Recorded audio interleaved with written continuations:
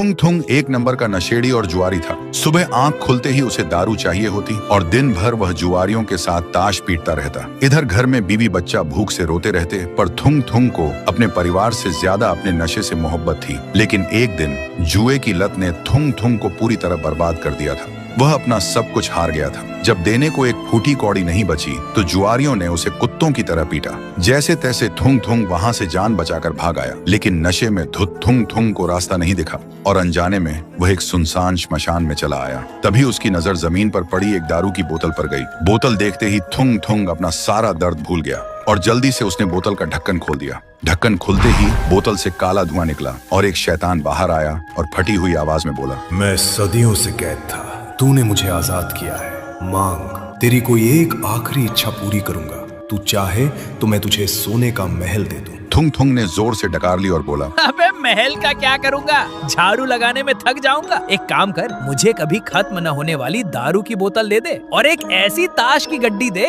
जिसमें मैं हमेशा जीतूं। सुनते ही शैतान एक सेकंड के लिए शांत हो गया, फिर बोला, कैसा बेवकूफ इंसान है तू। खैर तथास्तु, पर याद रखना, जिस चीज पर से तेरा ध्यान हटेगा वो हमेशा के लिए सूख कर मिट्टी बन जाएगी।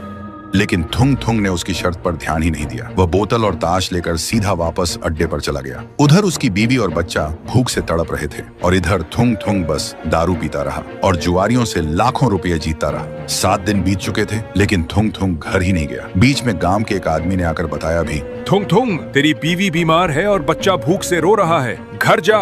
पर नशे में चूर थुंग थुंग हंसकर बोला, अबे रोने दे, एक बाजी और जीत लूं, फिर उनकी जिंदगी बदल दूंगा। फिर 7 दिन बाद थुंग थुंग नोटों से भरा बोरा लेकर नशे में झूमता हुआ घर पहुंचा। घर पहुंचते ही वह चिल्लाया, अरे कहाँ छुपी हो चिंटू की माँ, बाहर आओ, देख तेरा पति आज राजा बन गया है, आज तो दावत होगी। लेकिन कोई आवाज नहीं आई। फिर वह दूसरे कमरे में गया। उसने देखा उसकी बीवी और बच्चा आमने सामने बैठे हैं। थुंग थुंग हंसते हुए उनके पास गया और बोला, अरे नखरे क्यों कर रही है, देख कितना पैसा लाया हूँ।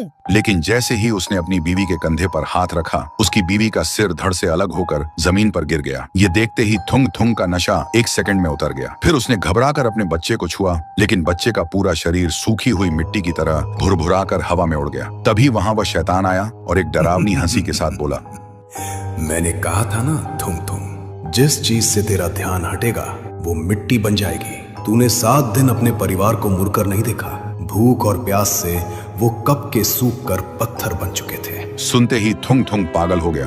तो दोस्तों, जो इंसान आदत और नशे से मजबूर होकर अपनों को भूल जाता है, वक्त आने पर जिंदगी उसे इतना अकेला कर देती है कि उसके पास उन पैसों के अलावा रोने के लिए कोई अपना नहीं बचता।